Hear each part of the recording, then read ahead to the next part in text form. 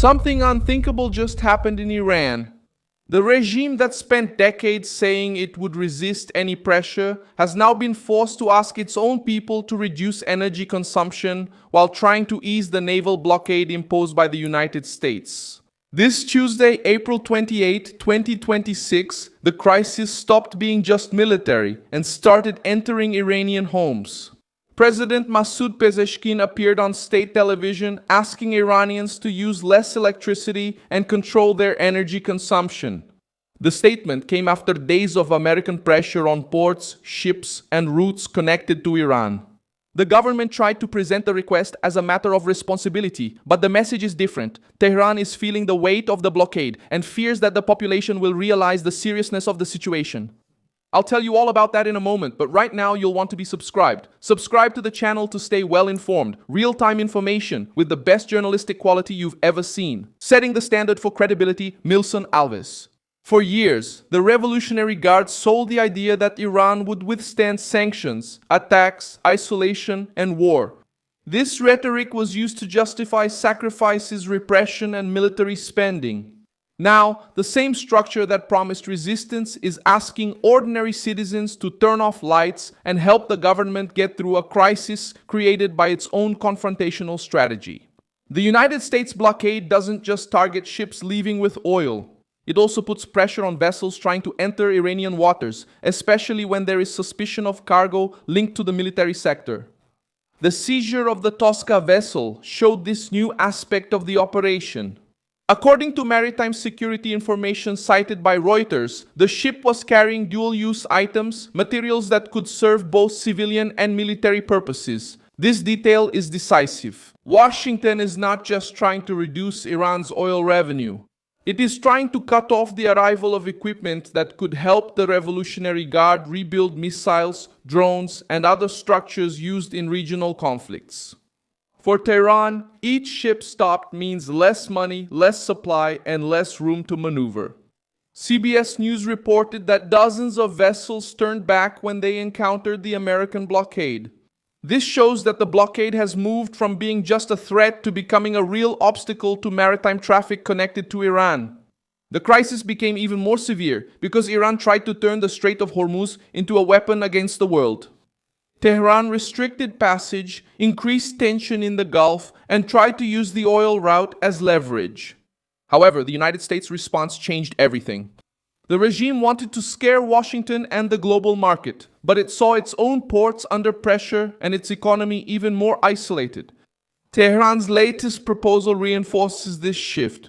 According to Al Jazeera, Iran offered to reopen the Strait of Hormuz, but demanded that the United States lift the naval blockade of Iranian ports and agree to postpone the nuclear discussion. The problem is that Washington does not agree to ease the main pressure without addressing the most sensitive issue, preventing the regime from advancing toward a nuclear weapon.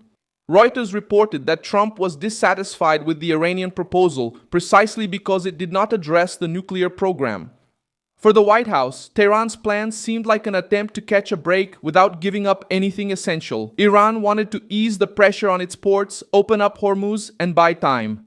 The United States saw it as a maneuver. That's why Trump called off sending American envoys to Islamabad in Pakistan, where new talks with Iranian representatives were to be discussed.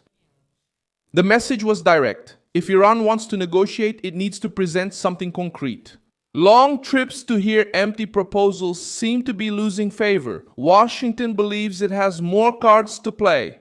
While diplomacy stalls, the pressure falls on the Iranian population. Food prices were already rising before the current crisis.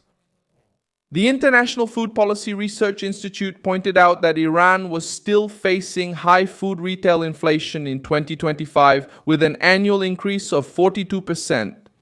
Now, with maritime routes under tension, energy on alert, and the currency under pressure, the risk is that basic goods will become even more expensive. This is the point that worries the regime the most. When food becomes a burden on people's wallets, the crisis is no longer just talk. It shows up in bread, rice, oil, milk, transportation, and the electricity bill. And when a population already tired of repression and hardship realizes that the government has lost control, dissatisfaction can grow quickly. That's why Pezeshkian talks about avoiding social strain. The Revolutionary Guard has great responsibility in this scenario. Instead of prioritizing food, water, energy, and jobs, the regime invested for years in militias and missiles, drones e influência regional, because the oil economy is a great responsibility. But when the blockade cuts off routes and makes it difficult for shipments to enter, it's the ordinary citizen who is called upon to pay the price. The water crisis also shows that Iran's problem didn't start with the blockade.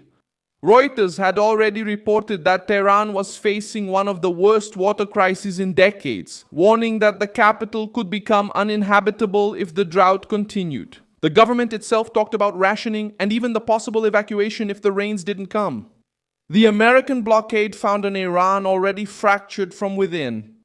A water crisis, energy under pressure, expensive food, a weak currency, and limited oil exports make for a dangerous combination.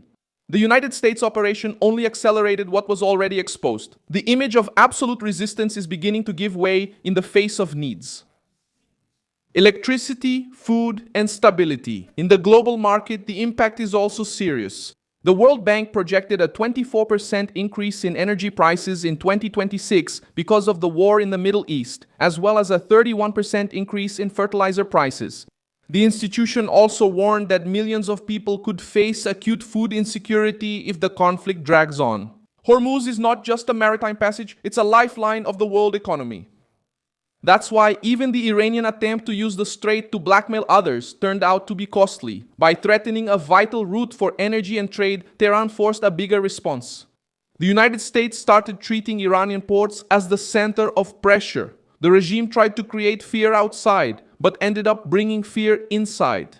Pezeshkian's request cannot be treated as an ordinary statement about the domestic economy. When a president calls for consumption control during a military crisis, he is trying to buy time. He wants to avoid blackouts, panic buying, popular unrest, and internal strain. It's a short statement, but it carries a lot of weight because it shows that the regime is already calculating the mood of the streets. Tehran's propaganda tries to show firmness, but the facts show urgency. Iran wants to negotiate, but without giving up its nuclear position. It wants to reopen Hormuz, but demands relief at the ports. It wants to blame its enemies for the dissatisfaction, but ignores decades of mismanagement. The government talks about resistance, but asks for sacrifice precisely from those who have the least say. The American operation also sends a message to China, Russia, and Iran's support networks. Any suspicious ship, sensitive cargo, or route used to reinforce the Revolutionary Guard could become a target. This reduces Tehran's ability to replenish its stockpiles and maintain its regional structure. The siege tightens every day until the cost becomes unbearable. In the end, Iran bet on maritime pressure and got even greater pressure in return. Tehran tried to buy time, and the population was called upon to endure more sacrifice. The unthinkable was not just the blockade. It was the regime admitting, in front of everyone, that its resistance has limits. Like this video, subscribe to the channel, and at the end, check out the comments so you can be even more engaged with the Milson Alves community.